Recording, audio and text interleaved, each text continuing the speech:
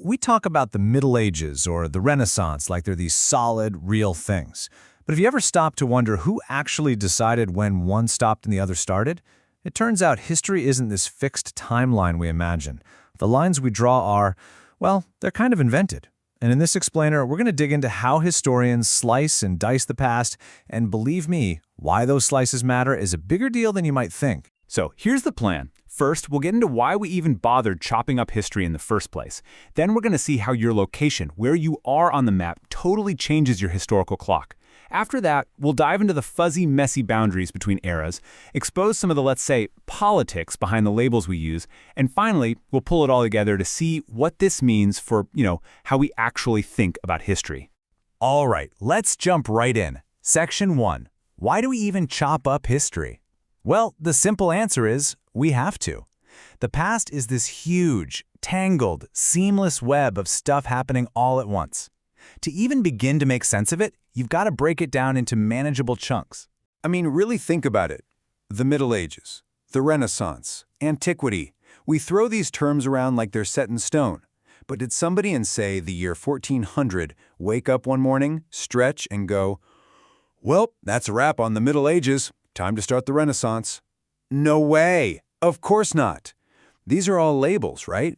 They're inventions that historians came up with way, way after the fact. And this whole strategy, it actually has a name. It's called periodization. And it's basically the fundamental tool in a historian's toolkit. It's how they make the endless chaos of the past something we can actually wrap our heads around. They're looking for patterns, big shifts in culture or politics, and then they draw a line. But here's the kicker, and this is what we're really going to get into. Where you draw that line, that's a choice. Think of it like slicing a loaf of bread. Yeah, you're cutting it into pieces to make it easier to handle, but the way you slice it, thick, thin, crooked, it totally changes how you experience the loaf. And the knife itself? The reason you're cutting it a certain way? Well, that knife isn't always neutral. It often has its own agenda. So let's see how that works in practice, and we'll start with a really basic question. Where are we looking? Okay, so Section 2, first place, then time. This is a huge idea. A lot of the time, before a historian even thinks about when a period starts or stops, they've already decided where they're focusing their attention. There's a fancy word for it, spatialization, but it just means that geography, the place, has a massive impact on how we build our timelines. A perfect example of this is something called the Periodization thesis. Now, for the longest time, everyone just kind of agreed. The Middle Ages in Europe kicked off when Rome fell in 476 CE. Simple. But then this historian, Henri Periodization, comes along with this totally radical idea. He says, nope, the real break, the thing that really started the Middle Ages, happened way later, in the 7th century. And why? Because of the rise of Islam. Periodization argued that this completely changed the whole Mediterranean world. It severed old Roman trade routes, and it forced Europe's economy to basically turn inward on itself. So get this, by looking at an event outside of Europe, Periodization completely redrew the map for a major European period. Mind-blowing, right? All right, so even if we can agree on a time and a place, we hit another problem. The boundaries, the lines between these periods are never clean-cut. They're fuzzy. You've got ideas, art styles, ways of doing things from one era just bleeding right into the next. And this is the historian's big dilemma, which Michael Moroni summed up perfectly. He basically said that a model of the past that's totally accurate, constantly changing and dynamic and kaleidoscopic, it would be closer to the truth, sure, but it would also be an absolute mess to try and understand. So we simplify. We have to. But we always have to remember that we're trading a little bit of reality for a little bit of clarity. Let's look at a concrete example, the Dome of the Rock in Jerusalem. So you ask, does this building belong to the period of late antiquity or the period of early Islam? And the answer is yes, it's both.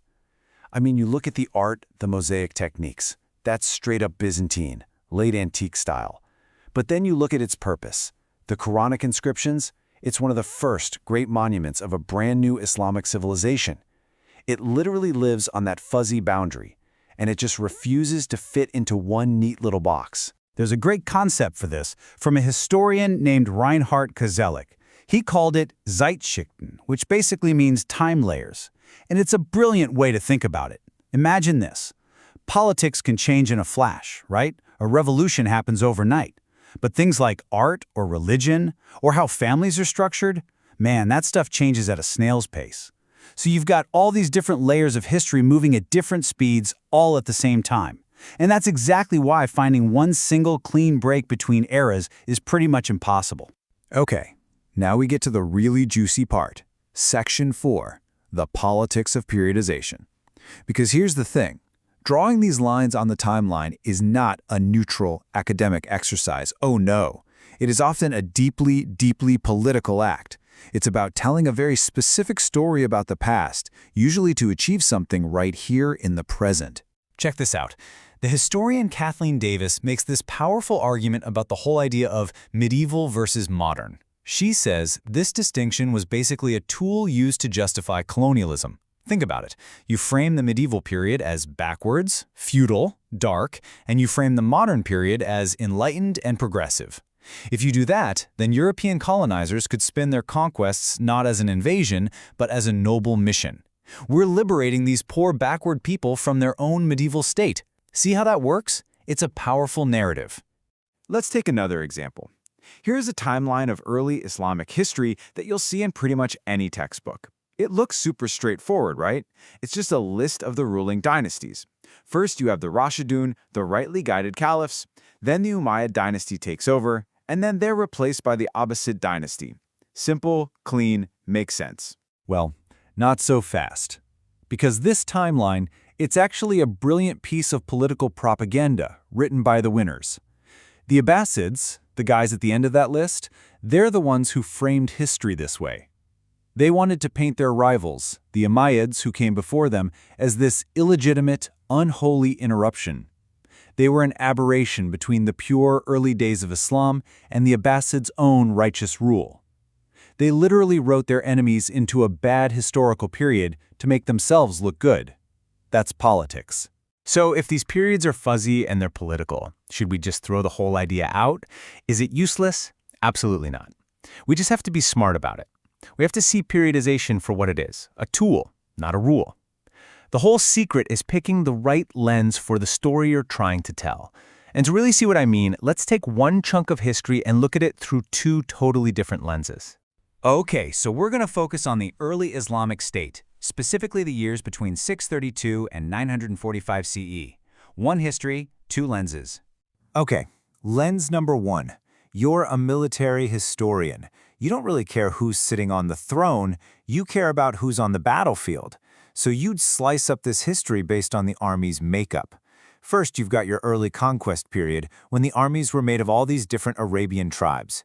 Then comes the Syrian tribal period, when Syrian troops were dominant. After that, the Khorasanian period, with soldiers from the east, from Khorasan. And finally, the Turkish mercenary period, when the army was mostly Turkish slave soldiers. See? It tells a very specific story about how military power evolved. But now, let's switch hats. You're an administrative historian. You're obsessed with bureaucracy and how the state is run. You would look at the exact same stretch of time and slice it up completely differently. For you, there's a formative period, when all the rules for taxes and law are just getting started. Then, a high caliphate period, with a huge, developed central government running everything. And finally, a fragmentation period, when that central power starts to break apart. It's the same history, but totally different periods, all because you started with a different question. And that, right there, is the whole secret. That's the big takeaway. There's no one single correct way to chop up the past. A good periodization is just one that works. It's one that helps you see a pattern, or understand a particular change, or answer a specific question. It really is all about picking the right tool for the job you're doing. So I want to leave you with one final thought, something to carry with you.